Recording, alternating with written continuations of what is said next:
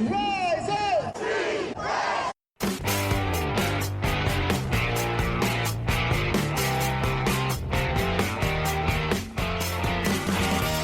This is the Rise Up See Red podcast, all about the Arizona Cardinals and the NFL, featuring insider and outsider perspectives. Enjoy the best hour of Cardinals talk on the web.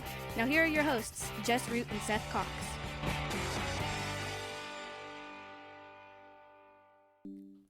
Hello, Arizona Cardinals fans, and welcome to the latest edition of the Rise Up See Red podcast. I'm your host, Jess Root from CardsWire.com, the USA Today NFL Wire site covering your Arizona Cardinals.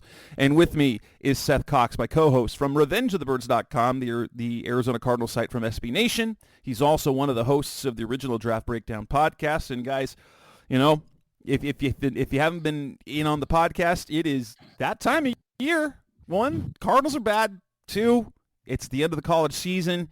We're getting the bowl games, and so we're going to start getting a ton of analysis and breakdowns of players and positions and conferences. And that, if you haven't jumped on yet, you should do that now for sure to get ready for the off season.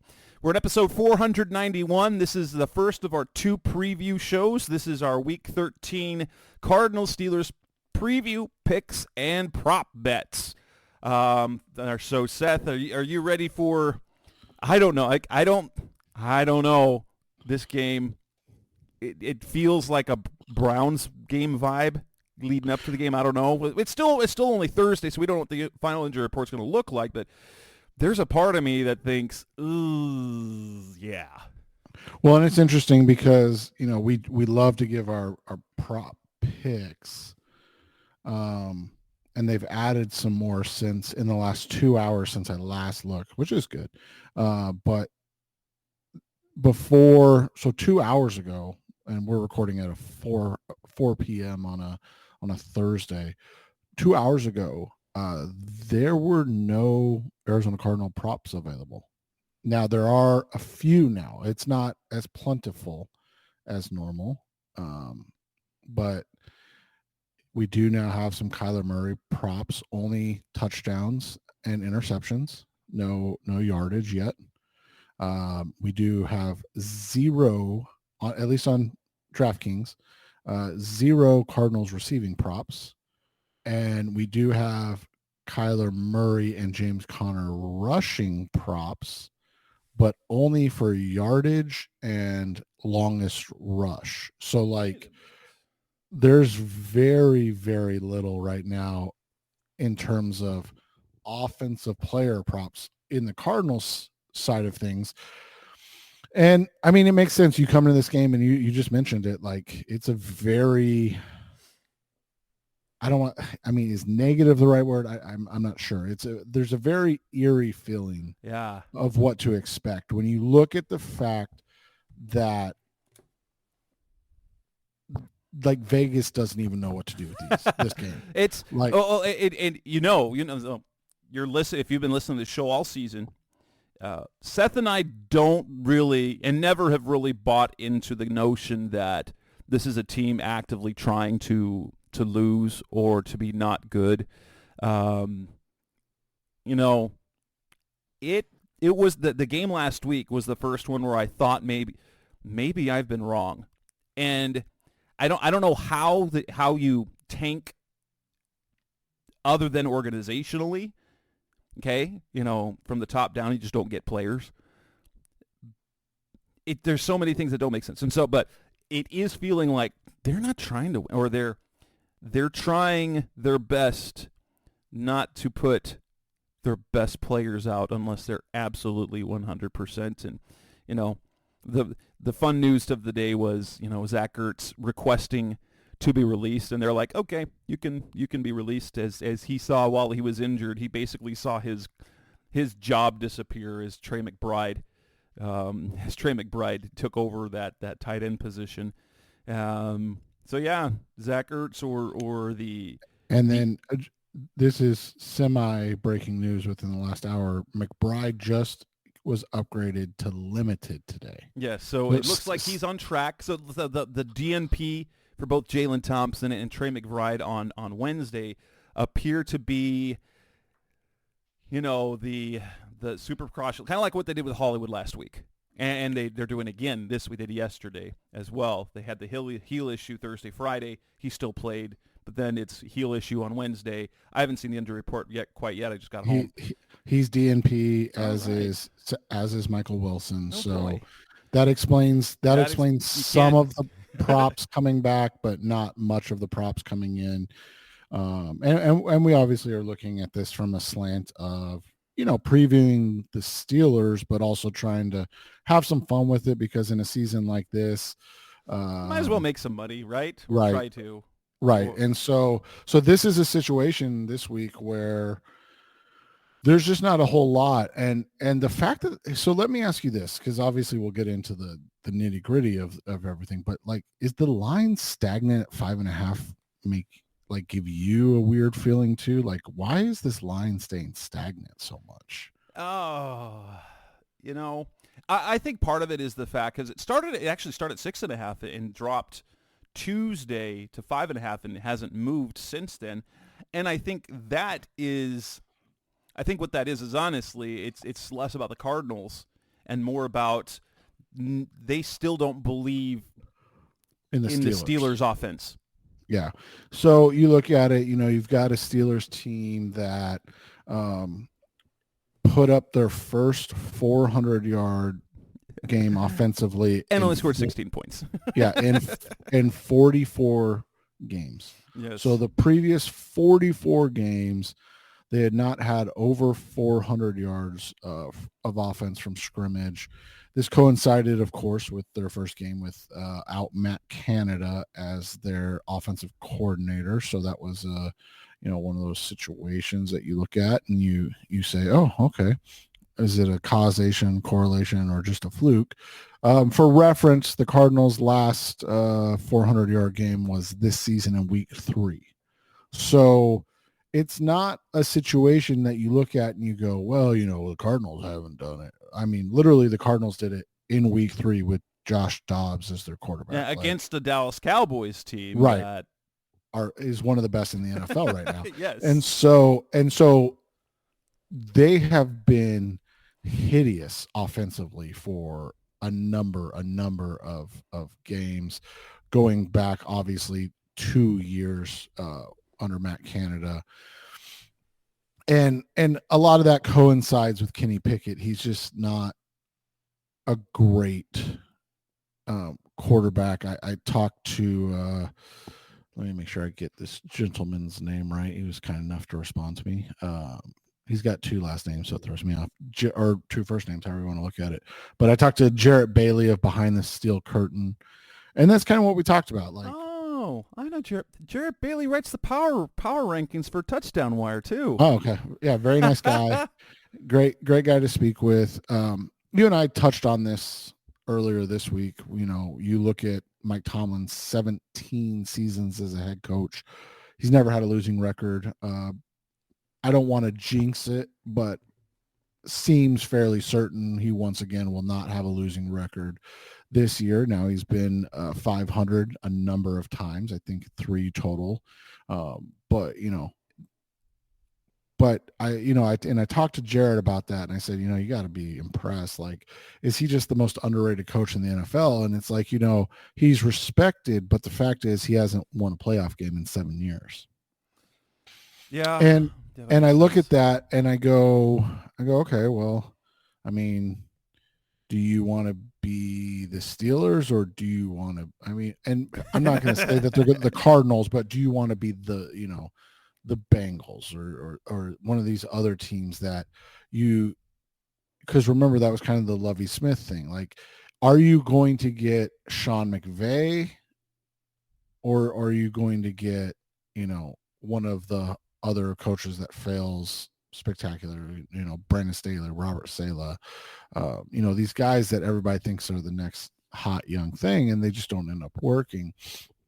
And so, I think as Cardinals fans, we would take 17 winning seasons or non-losing seasons, all these playoff appearances, and we'd be like, well, I get it. They haven't won a playoff game since 2016, but, at the same time, they've been to the playoffs twice they've missed out on the mix, and they're in the mix. That's it. Right.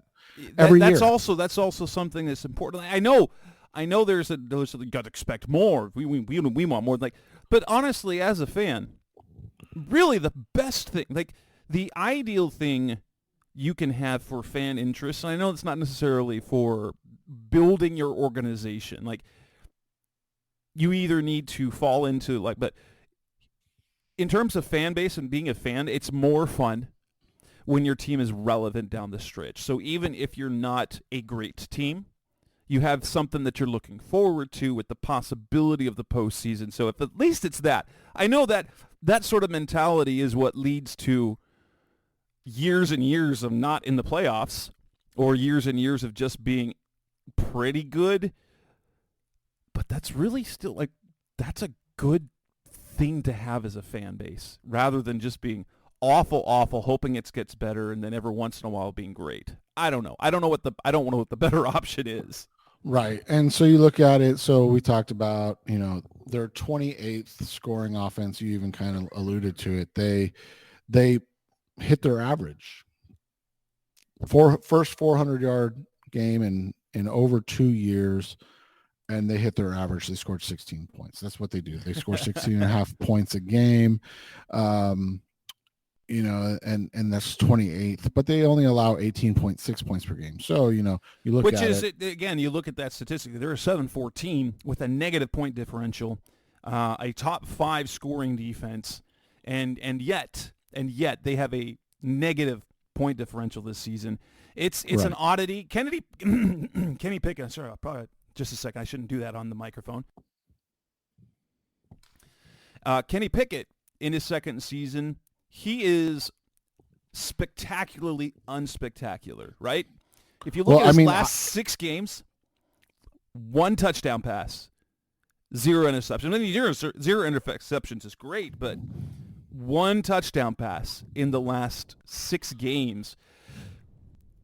He does do things well late in games, like when they need him, but you're like, what is he? That's like, what quarterback is he? And I know part of it, as you guys will hear on my preview with Mark Bergen of the Enemy preview, is no one knows what Kenny Pickett is, because was it Matt Canada? They've got a scapegoat now, so now you've got to see if Pickett is more than what he is, or if he is just like a guy, yeah. And not even that, but because is he beginning to be washed up Andy Dalton? Well, and you look at it, I mean, you mentioned it, 6 touchdowns to 4 interceptions. He has now the franchise record. This is super interesting to me. The franchise record for most consecutive passes without an interception thrown. So what that tells me is this is a guy that doesn't take any chances. And like you said, is that the scheme? Is it like, hey, don't lose the game for us? That's probably what being beat into him, like, especially when you've got a defense, you're like, just don't turn it over. Well, let me go a step further. Outside of last week, and then in their 24-17 win over the Los Angeles Rams over a month ago, 10/22, so it looks like about 6 weeks ago, sandwiched in those next 4 games, not like 2, not 3, 4 games, this guy went out and put up less than 500 yards passing in 4 games. He had games of 73 yards, 160 yards, 126 yards, and 106 yards. And he had 1 touchdown pass. By the way, guess what their record was in those 4 games? They went 2-2.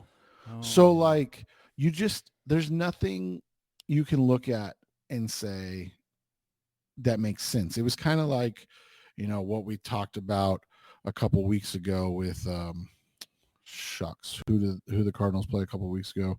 The Texans, where you're like, nothing they're doing makes sense, and they just somehow win games, and then they pulled out a miracle against the Cardinals, and maybe that's a strong thing, but there was a bunch of errors that led to them beating the Cardinals, right? And so you look at that and you go, okay, well, what about the Steelers? And and you just look at it and you're like, I mean, obviously their defense is good, but before last week, they were kind of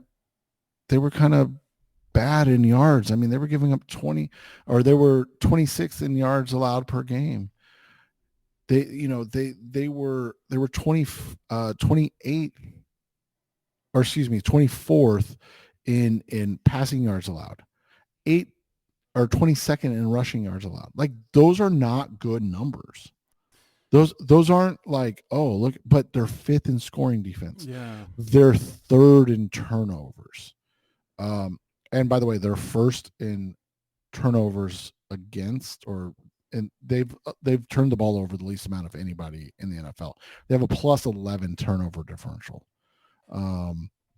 So that makes up for a lot of it, right? They force basically a turnover every game. But until the last 2 games against the Bengals, when, with Jake Browning, and then the Cleveland Browns, I believe DTR started that game. I could be wrong. I'm just double checking myself right now. But before that, they had not allowed less than 335 yards in a game. They hadn't allowed less than 335 yards in a game. And by the way, in most of those games, they won.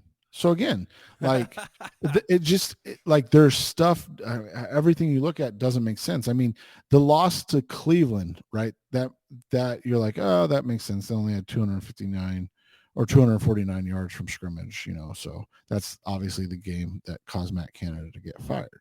But I mean, they only allowed 259 yards from scrimmage.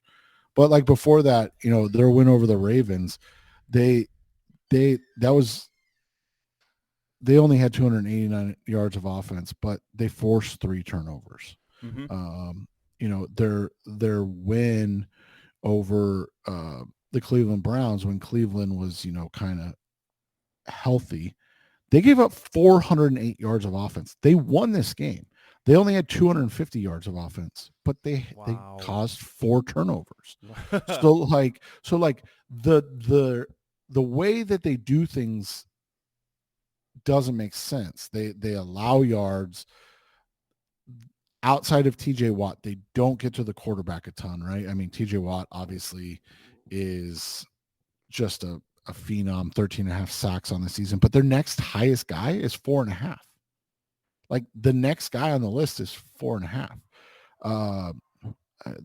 Marcus Golden is 3rd on this team in sacks. Like, so everything about them just doesn't make a lick of sense. But they're 7-4. They find ways to win games. They find ways to wear teams down.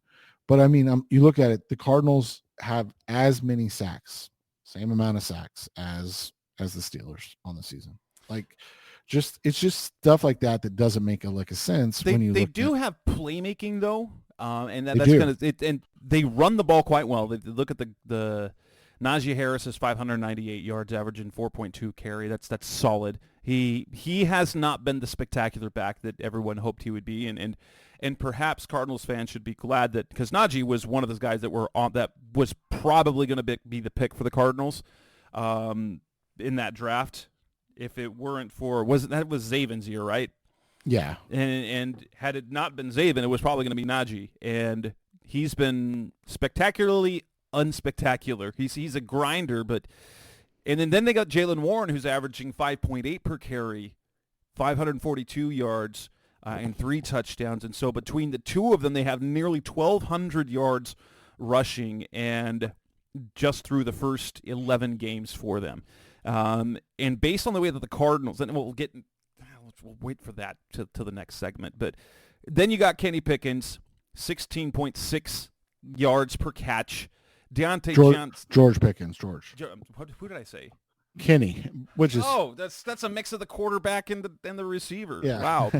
but George Pickens, Kenny Pickett, and then they just barely, and we're gonna see if this is gonna continue. They just got Pat Freiermuth involved in the offense. He's got 18 catches on the year, but wasn't it just 9 catches last week?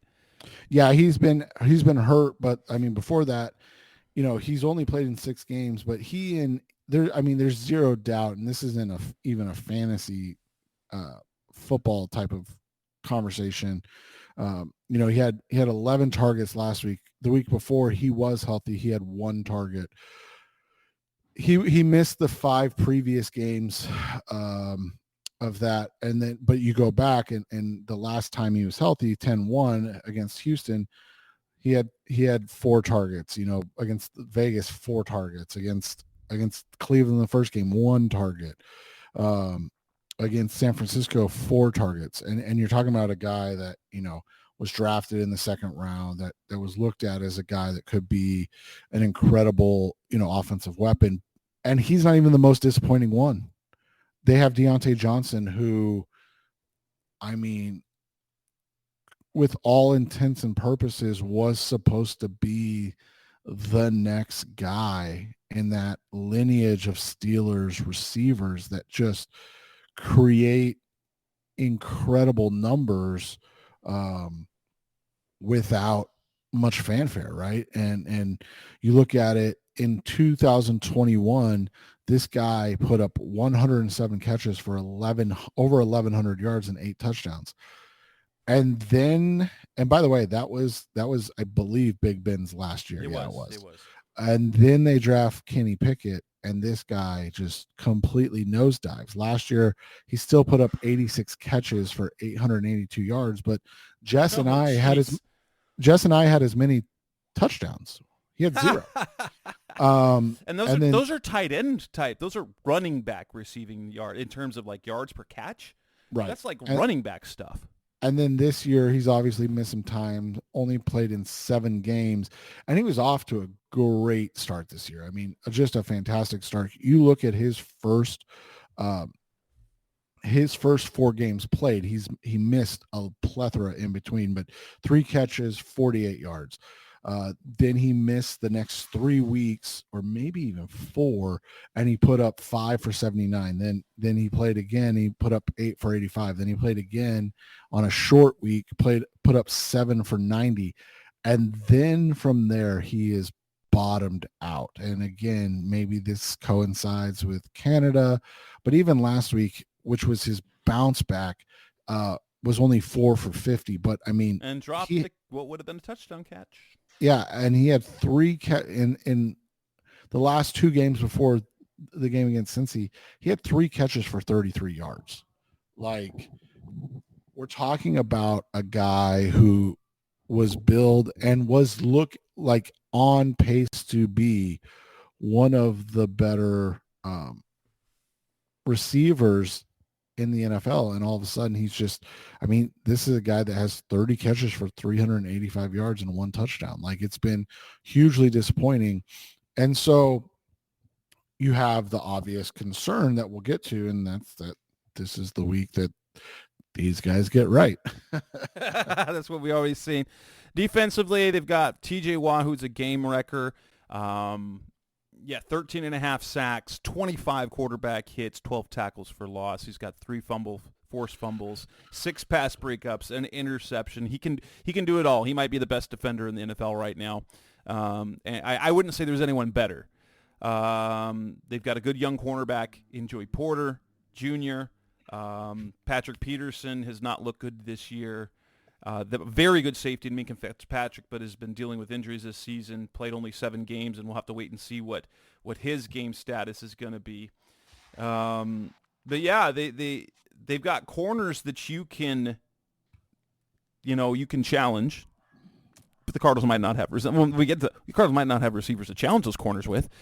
Right. And let me ask you this: if you're the Steelers, does it make sense to get Minka back this week and ease him in, or knowing that it's likely a semi-easy game, comparatively speaking, do you wait another week and get him another week healthier? Like, where would your mind be as the Steelers? I guess it would depend on how close he is.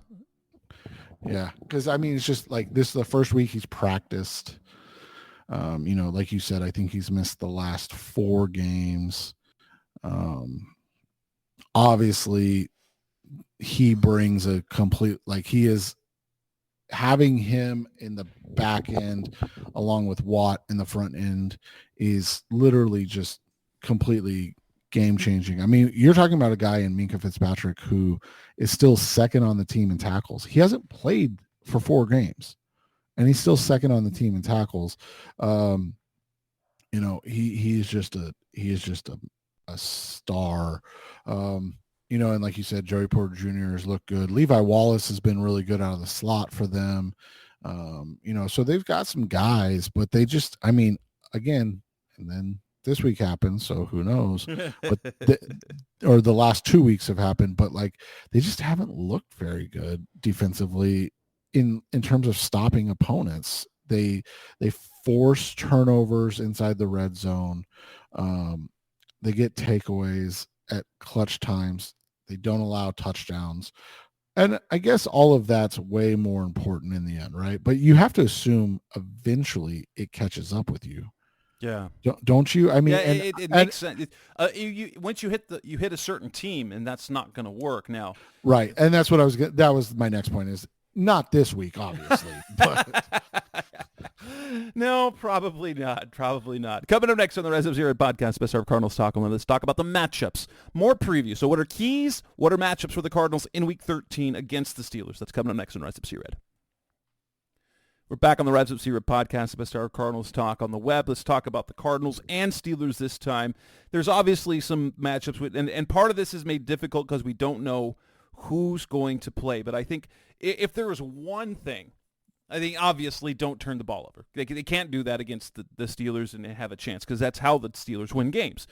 But after what we saw last week, they must, no matter what, they must commit to running the ball with James Conner, with Michael Carter, with Emari Demercado, whether it takes all 3 of those guys. They can't give up on the run, because if they don't run the ball, their pass game isn't good enough. It's with who they have catching passes and the how the passing game has looked, you can't just pass the ball.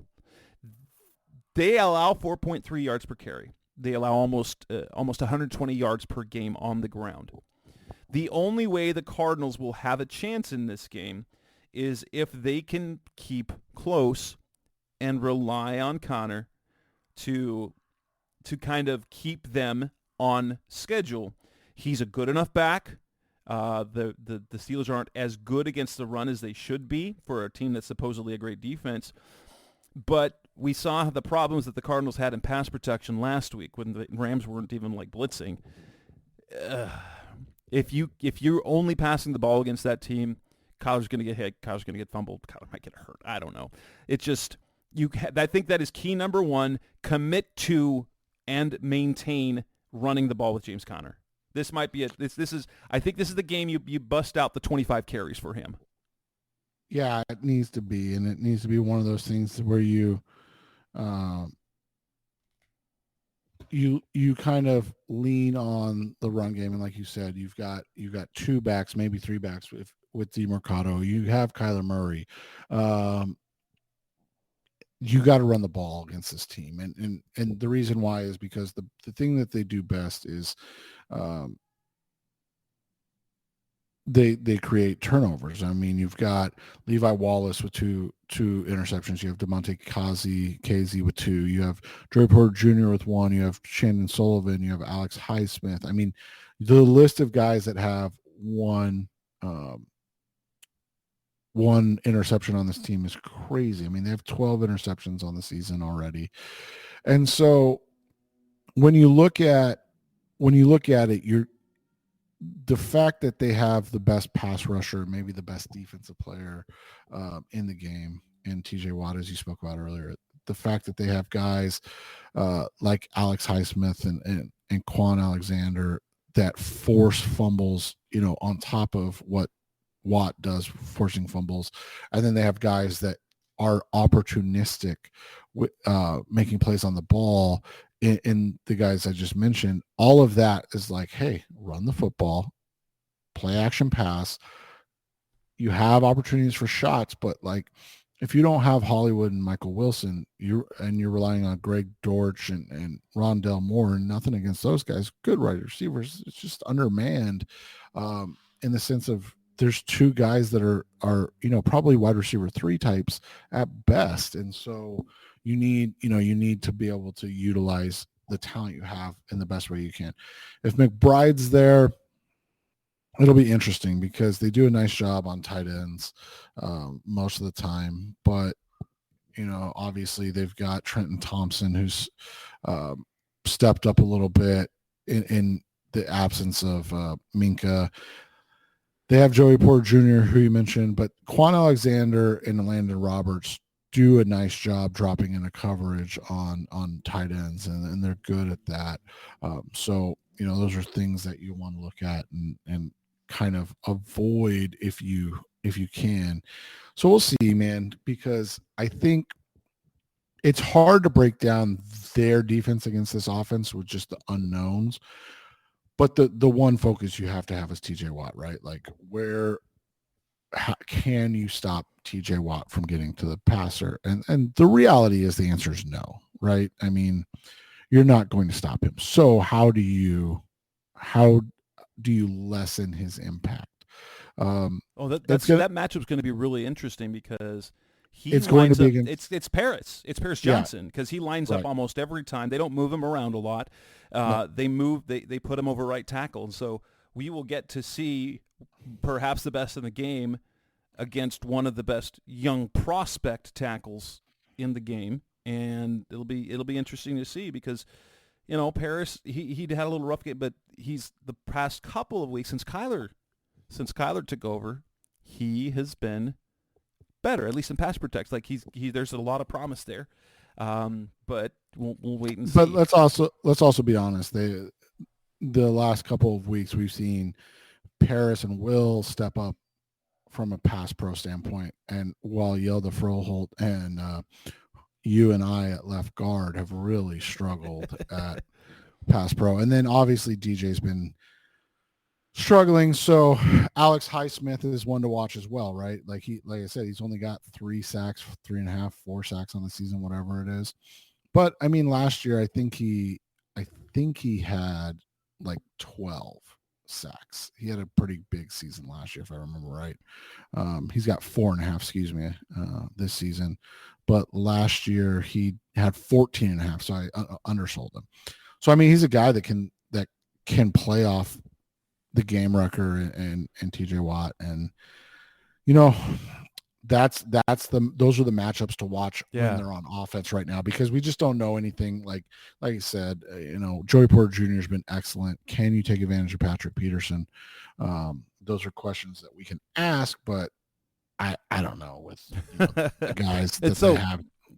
One of the key players that we're going to have to watch this matchup is their running game, the Steelers running game against Josh Woods. I mean, Josh Woods leading the way at linebacker instead of Kaiser White. The first game he took over, and it was a disaster. It's not that Woods played poorly, but the defense was terrible. Yeah, bad. 228 rushing yards. They've given up big games to running backs. Obviously, the Kyron Williams last week had 143 rushing yards. He had 158 against them before.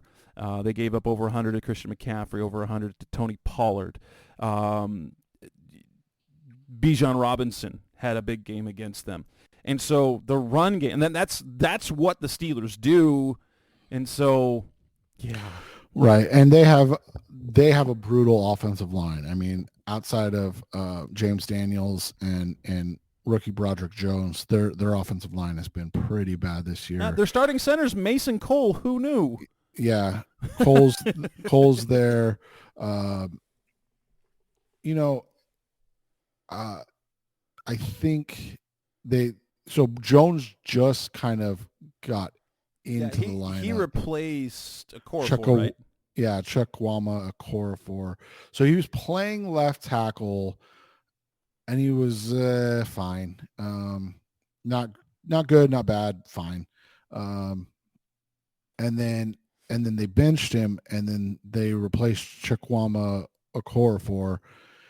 Dan Moore is their left tackle. He's been kind of dreadful until last week. He had an okay game, but before that, he's been kind of bad.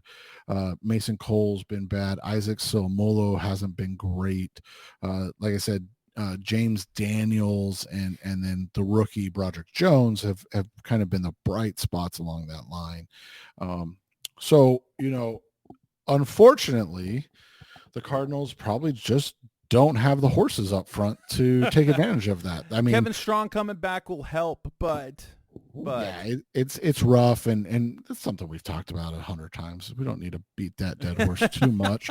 Can they contain Najee Harris and Jalen Warren? Najee's, picked up the pace the last couple games. You kind of went over the stats earlier, but they're going to feed him. That's what they do still, and it's part of the reason they're so successful, right? Is because when you shorten the amount of possessions, when you shorten the game time, it helps. So you look at his last 4 games, 4.5 yards, 5 yards. He had a bad game against Cleveland, but I mean Cleveland's really good. And then he kind of had a really good game last week against Cincy, 15 carries, 99 yards and a touchdown. So you look at it, the 3 of the last 4 games, he's been 70 plus yards and a touchdown. And that was against Tennessee, Green Bay, and Cincy. Again, I probably take the Cleveland game out of it. If you want to throw it in there, then understand that you're wrong, because the Cardinals defense is nowhere near the Browns defense in terms of. And then you look at that with Jalen Warren. I mean, 11 in his last 4 games, 11 for 88, 15 for 101, 9 for 129 against Cleveland. And then he was a little bit on the struggle bus last week, 13 for 49, no touchdowns. But again, are the Cardinals even the Bengals level of defense? No, they're not. Not right now. No, certainly not. And so you have to think that that's where it's going to be. We went over it. I mean, Pickens is their best receiver. He's a matchup problem with his size and speed and skill set. He's a very talented player, kind of enigmatic in his behavior, but he's only 22. Last year as a rookie had 801 yards and 4 touchdowns. He's on pace for more this year. He's already got 662 and 3. But he's been, since about week against the Rams, so I don't remember what week that was, he's been quiet. 22, -1 yards, 45, 38, 58, those last 6 games. Yes, you're right. You heard that correctly. -1 yards in a game. Kind of baffling to even think that's plausible for a guy right. that didn't get hurt. I mean, if a guy catches the ball, gets hurt, that's one thing, but like to not get hurt, to have 5 targets, 2 receptions, and -1 yards in today's NFL. Yeah. So, but before that, he had 107, 130, and 127 in games. Are we, like, what is your expectation? Is that going to be plausible this week against this, this bad Cardinals defense, or do you think that it's just going to be mostly Najee and Jalen? I think it's mostly going to be Najee and Warren, because why else would he do anything else? So that was like last week. And so, like, you might see Kenny Pickens, you might see him throw 2 touchdowns and no interceptions, but I don't think any receiver is going to light them up, because they don't think they'll need to, and I don't think they're because the Steelers don't actively they if they've got a lead, they don't try to like kill you. They just like, hey, we're just going to kill the clock. And that's the weird thing. So, yeah. Coming up next on the Rise of C-Red podcast, the best our Cardinals talk on the web. Let's move on to our picks and props. That's coming next on Rise Up C-Red. We're back on the Rise Up C-Red podcast, the best hour Cardinals talk on the web. This is your favorite segment. We make our predictions. We give our picks. And we talk about prop bets. All the prop bets were bad last week. Well, a couple of them were pretty good. We didn't have much. Well, actually, Seth was good. Mine was not. Like I had a couple hits from what I wrote, but my personal one, I went 0 for 5 on. Like I struck out last week on all three of my underdog picks, both the pop props that I put money on last weekend. It was bad. That was not a good weekend. But let's start with the props. It's interesting because I wrote the best bets for this week. I don't know where it went. James Conner had yardage earlier today. It was 54.5, and so I said take the over. That I think if that one comes back, I don't know if it's because it's back on DraftKings at 52.5. So even better to what Jess is saying. Yeah. But let me see if we get. Oh, there is James Conner. It is 52.5. So, interesting because it's earlier today it was 54.5 at -115. I like this even better. Over 52.5 at -110. Now, with Conner, with the way that Pittsburgh defends the run, Conner's going back home. This is a game where when you see the alternate rushing lines, shoot for 75. That's probably going to give you some plus odds. I'll probably have that on mine, on my best prop bets this weekend when I write it for CardsWire.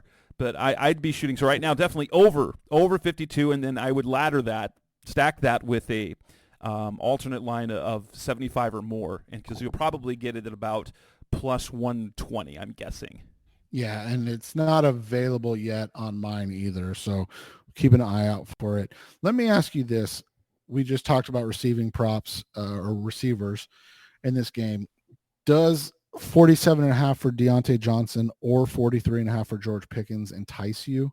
Or are you, with what Nakua and Kupp were not having to do last week, are you just kind of staying away from it? I'm staying away from that right now. The one I do like right now that I'm looking at plus 100, Pat Freiermuth over 3.5 catches. It's not going to be 9 again, but I think he can get 4 against this Cardinals defense. Tyler Higbee had 2 touchdown receptions. Yes. And I think Freiermuth's a better player. So, that's one to look at. The other one that I do like is George Pickens over 19.5 for his longest reception. I was just going to say that one. Yeah. So they'll hit one of those, especially. Yeah. Marco's going to have to play, isn't he? I mean, with Starling Thomas likely out, yeah. Like, who else is going to play? I mean, you've got right now, Ham's not ready. Thomas didn't look like he was going to be able to play.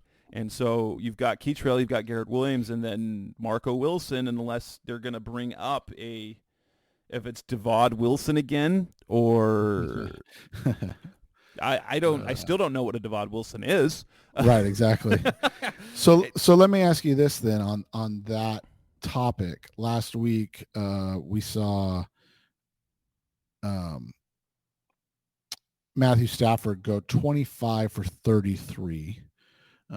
So 33 attempts. The Rams, generally do throw the ball quite a bit. Yes. And so 33 is 20, actually not 28.5. Yeah, that's where I was going. Do you 20? Well, that's his completions. His attempts are 28.5. Yeah, I'm like, would that I'd be surprised if it's over that. In the under? I was going to say in the under.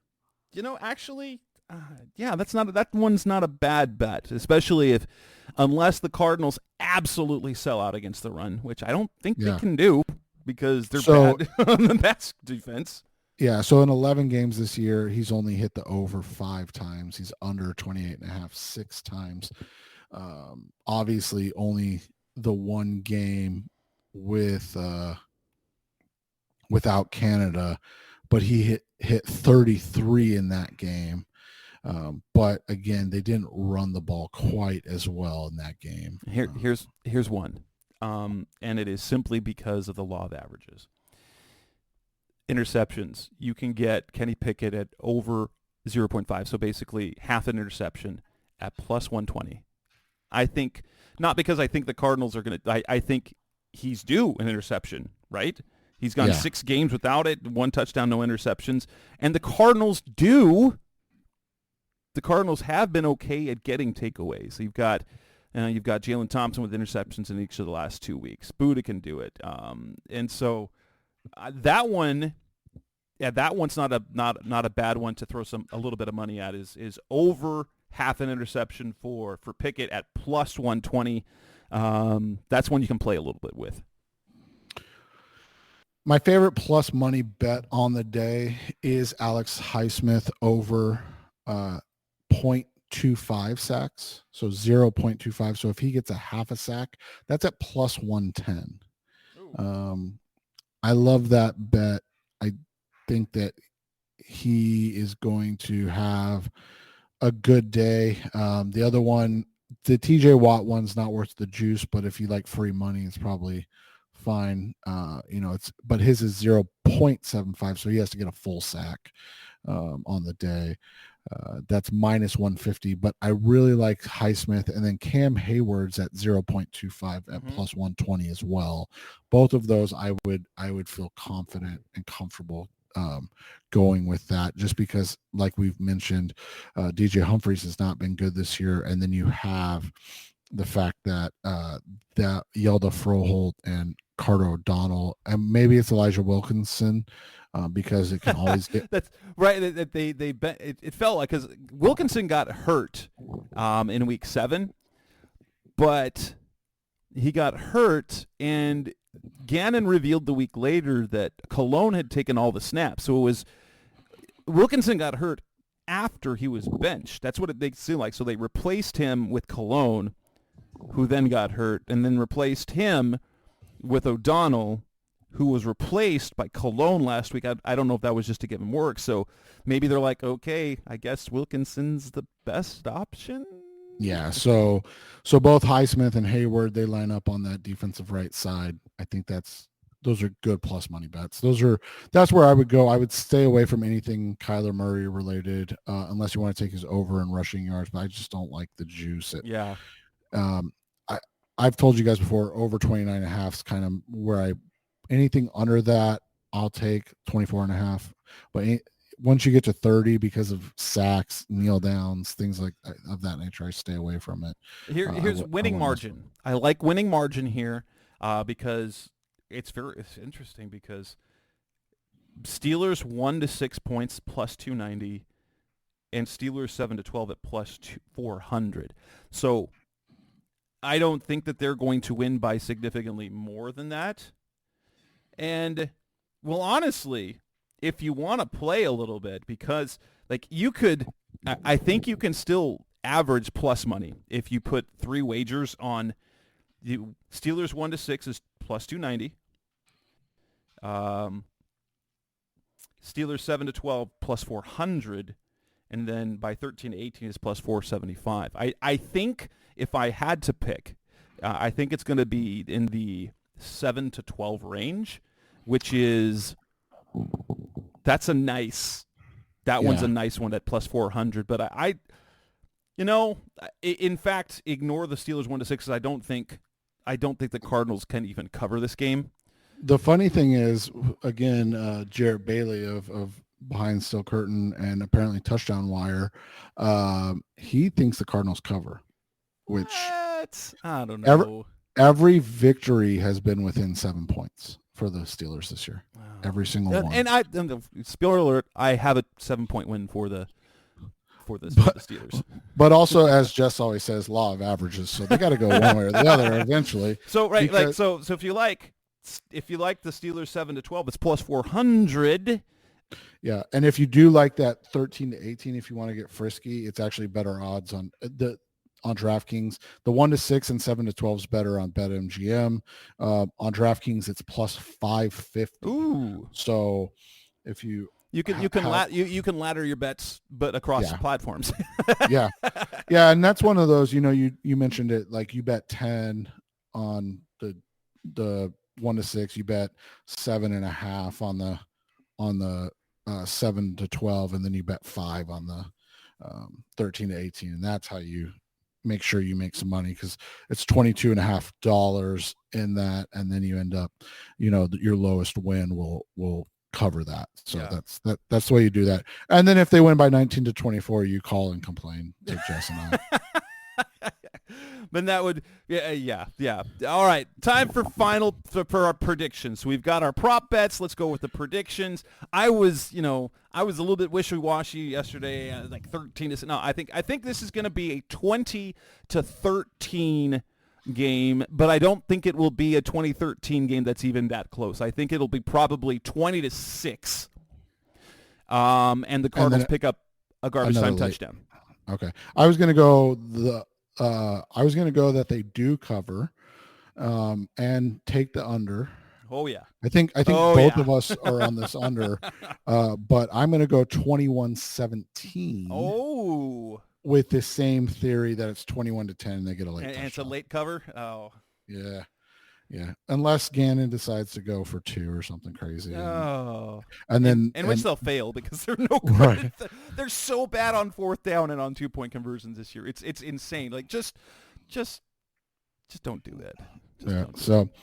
But unfortunately, like we said, there's not a lot of Cardinals props right now, but there are props to bet against the Cardinals, and hey, that's the way we made all that money last week.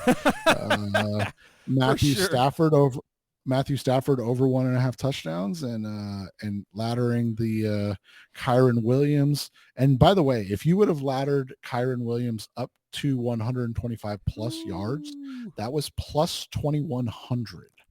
So I was smart enough to do that on my own, because I knew that this was going to be a nightmare scenario for the Cardinals. So drinks on Seth. Seth. A $10 bet was turned into $220. So that's nice. All right, we'll wrap up this edition of the Rise Up See Red podcast. Best hour of Cardinals talk on the web. This is dropping on a Friday. Saturday, we will have our preview, our enemy preview, opponent preview with Mark Bergen from the Believe in Steelers podcast. But Seth and I will be back again on Tuesday night, which you will hear on Wednesday, talking Cardinals-Steelers, and then probably it'll be the only one we do that week, because the Cardinals can't lose against the bye. There's that at least. That's Seth Cox. Exactly. I'm Jess Roots. Thanks for listening as always. Talk to you again soon. Thanks for listening to the latest edition of the Rise Up See Red podcast. Listen to previous episodes and subscribe to the show on Apple Podcasts, Stitcher Radio, Audioboom, or many other podcast platforms, so shows are delivered directly to your mobile device. Please give the show a 5-star rating, and always support the sponsors who support the show. We'll be back soon for the best hour of Cardinals talk on the web. Rise up, Red Sea, be Red, See Red, and of course, Rise Up, See Red.